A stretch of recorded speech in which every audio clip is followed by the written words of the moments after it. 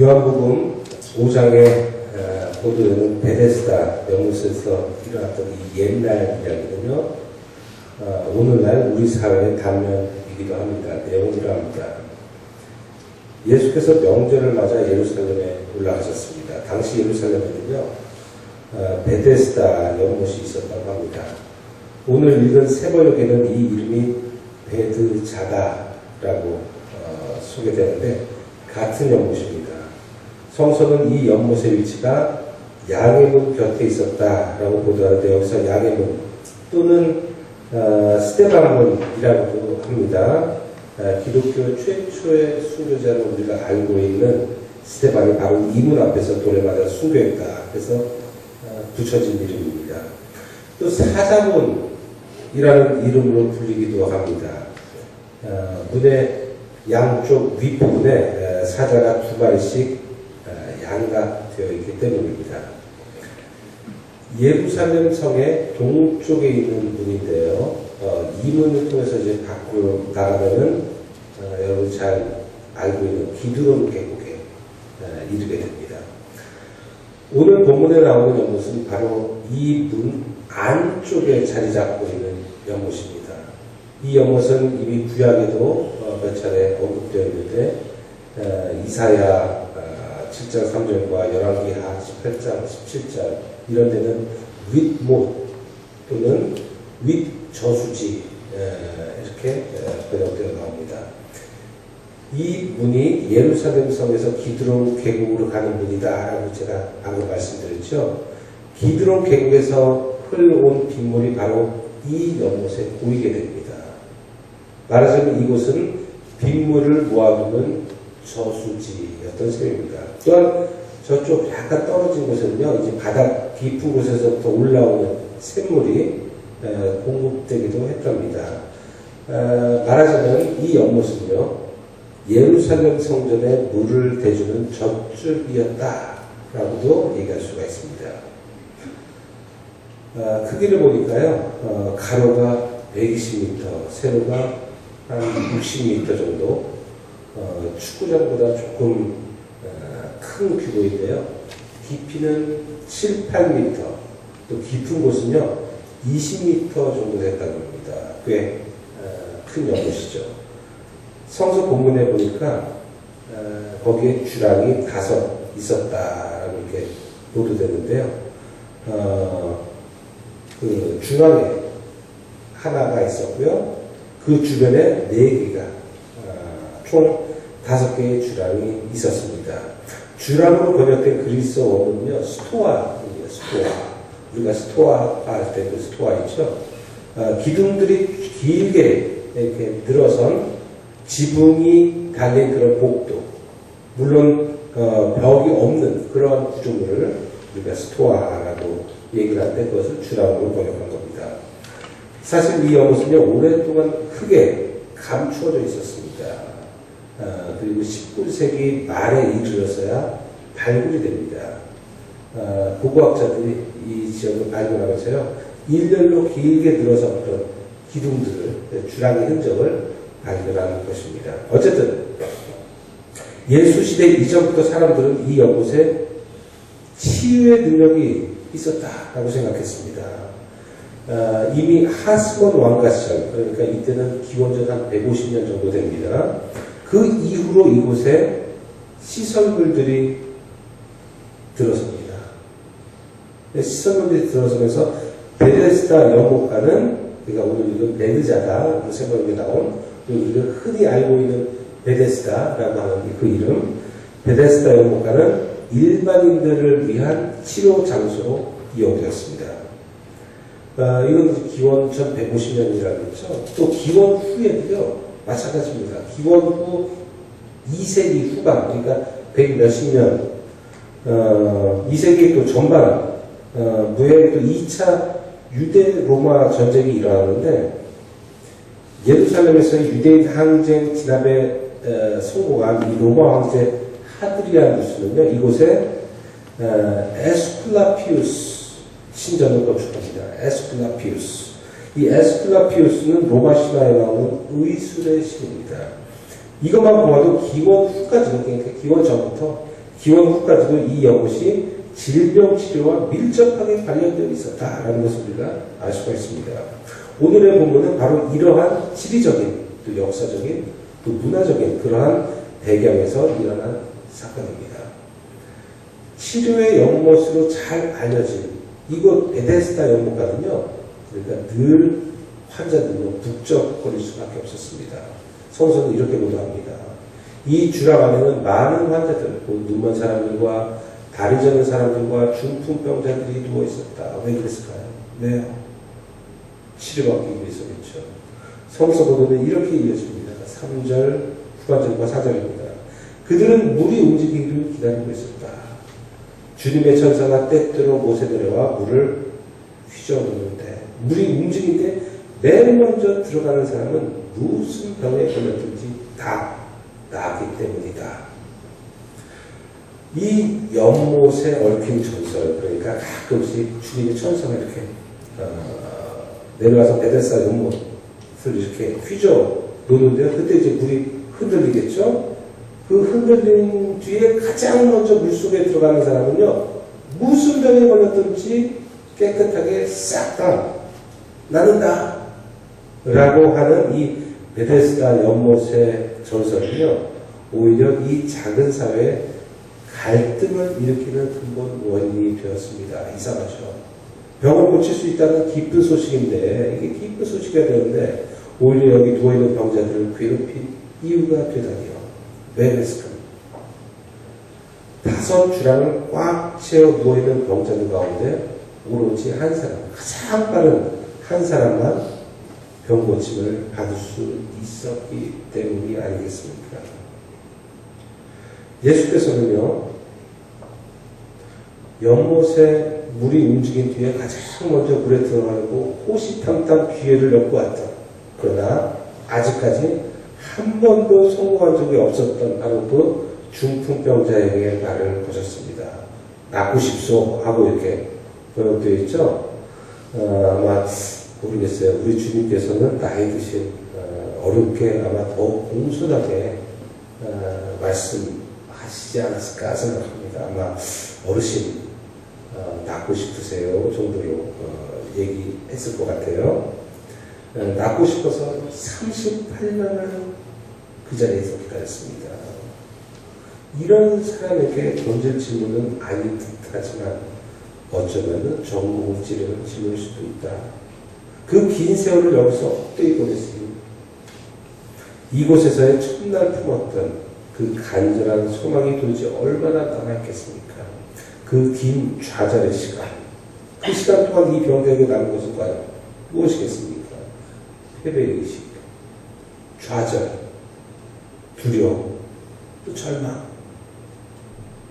예수의 질문에 놓이는 반평생, 38년 놓였었다고 했잖아요. 반평생 사이클을 내렸습니다.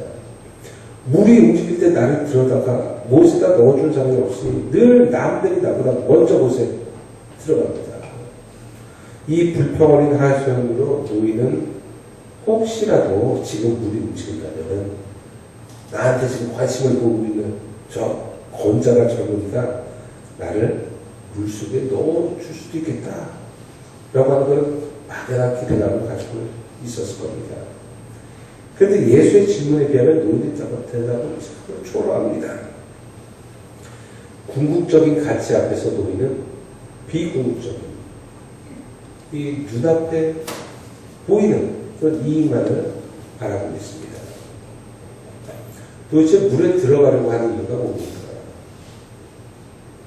혹시 이 병자의 모습은 궁극적인 것을 바라보지 못하고 눈 앞에 있는 놓이는 것에만 집착하는 우리의 모습은 아닌지요? 진정 행복하기를 바라느냐? 라고 주님께서 물으시는데 1등하게 해주세요. 라는 게 우리의 관심사라는 겁니다. 학생들은요, 시험에서 1등하고 싶어 하고요. 직장인들은 승진, 진급에서 1등하고 싶어 합니다.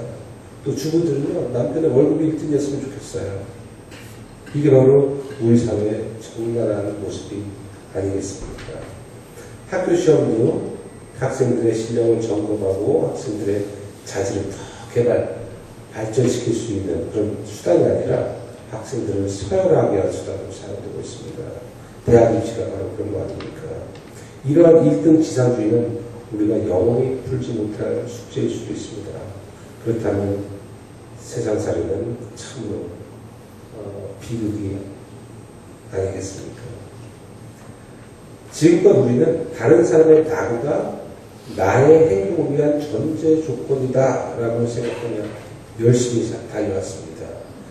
그런 시각에서 볼 때 혼자 달리는 경주는 아무 의미가 없습니다. 내 뒤에 수십 명이 따라가야 돼. 내 뒤에 수백 명의 낙오자가 생길 때 내가 만족스럽습니다. 내가 그들을 이겼다라고 하는 그런 생각이 드는 거예요. 그러다 보니 남보다 앞서 진급하는 게 삶의 목표가 되었습니다. 남보다 더 많이 버는 게 인생의 성공 여부를 판단하는 그러한 잣대가 되었습니다. 또한 다른 사람이 소외되어야 내가 주류에 들 수 있다. 그렇게 생각했습니다. 왕따보다가 바로 여기 기말이 되었겠습니까? 내가 주류에 들어야 마음이 놓이는데 내가 주류에 들기 위해서는요. 주류에 들지 못하는 타인이 있어야 됩니다. 누군가 나를 위해 소외되어야 한다는 원리가 이 세상을 지배하고 있습니다. 그런데 1등만 행복하면 우리 사회가 어떻게 되겠습니까? 우리 모두 얼마나 불행하겠습니까? 승자가 모든 것을 독식하는 자유 경쟁 사회는요, 희망이 없습니다. 출혈 경쟁과 파괴적 경쟁은 우리 모두를 파멸로 몰아갈 겁니다. 이번에 제 아들이 고3이었는데요. 대입시험을 작년 12월 달에 대입시험을 11월이죠. 대입시험 치렀습니다. 수능 시험 보는 날 제가 시험 보는 고사장으로 들어가는 데려다 줬어요. 앞까지 차에서 내리게 하고 고사장으로 들어가는 아들의 뒷모습 보니까 가슴이 짠한 거예요. 늘 어리다고 생각하고 늘 아빠가 다 챙겨줄 수 있다라고 그동안 생각했었는데 이제는 아빠가 대신해 줄 수 없는 그런 경쟁 삶으로 내가 너를 보내는구나 하는 그런 마음이 그날 아침에 들었습니다. 그날 저녁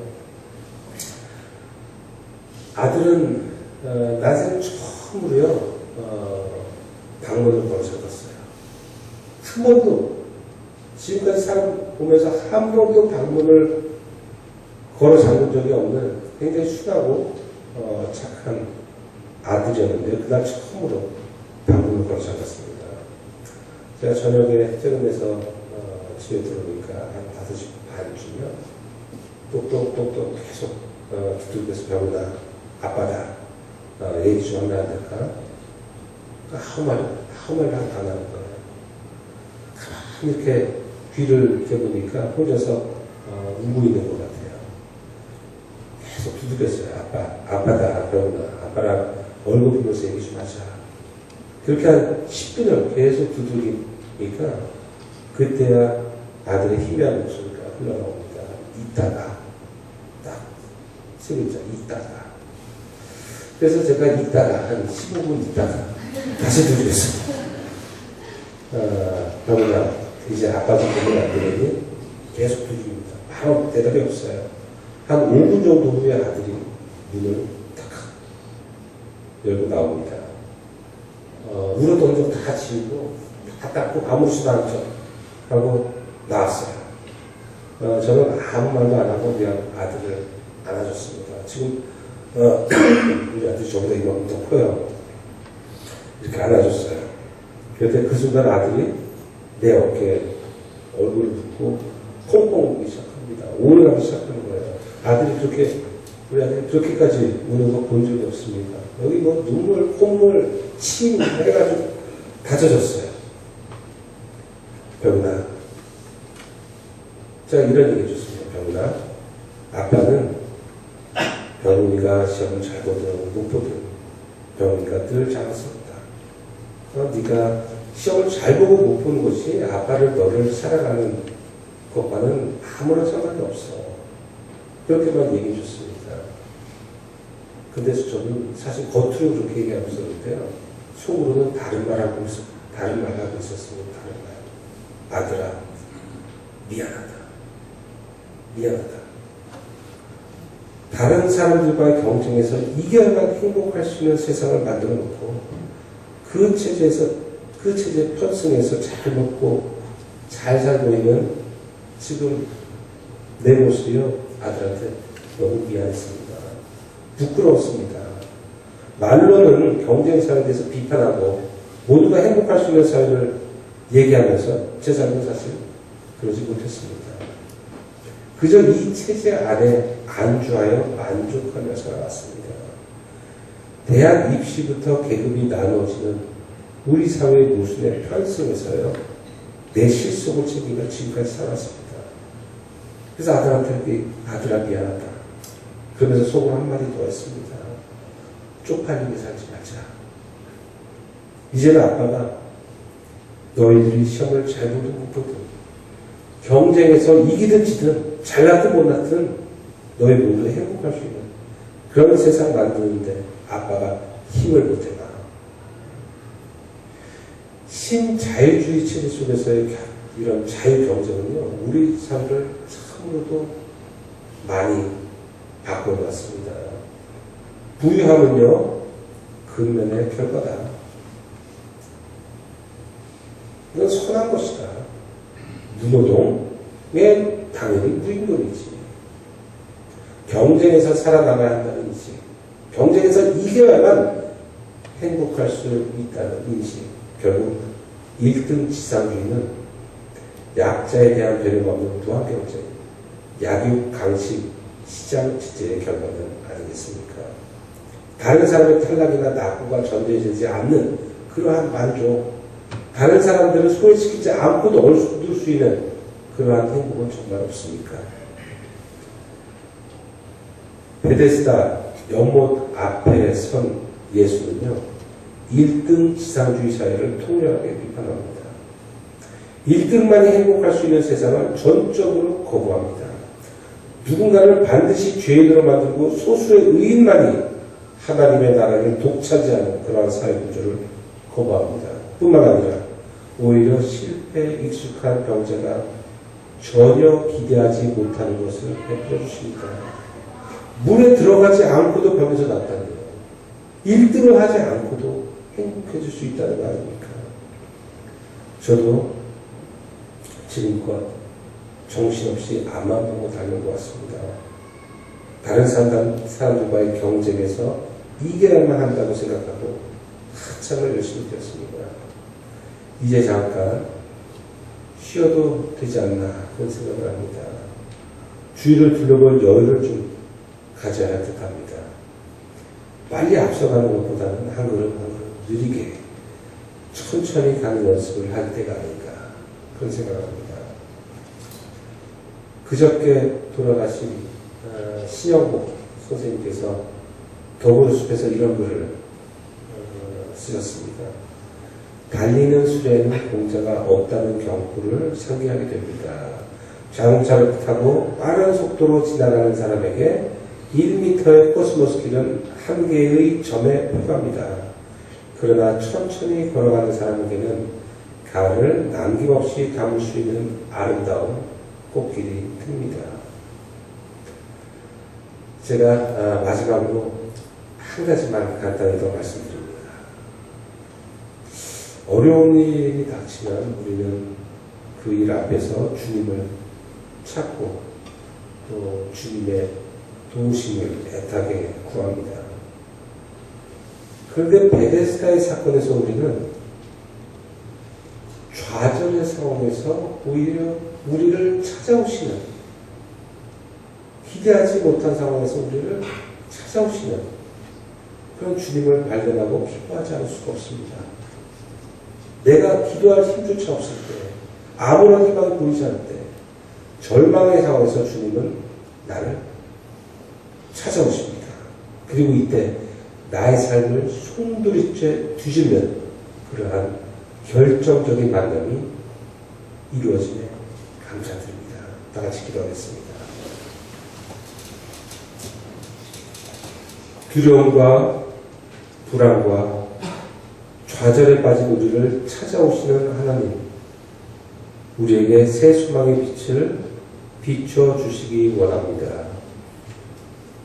새 힘을 얻어 새 삶을 살아갈 수 있도록 이끌어주시고, 이웃과 경쟁하는 갈등 사회에서 벗어나 모두가 기쁨을 누리며 평화롭게 사는 세상, 주변의 사소한 것에도 감동하는 그런 세상이 오기를 소망합니다. 예수님 이름으로 기도합니다.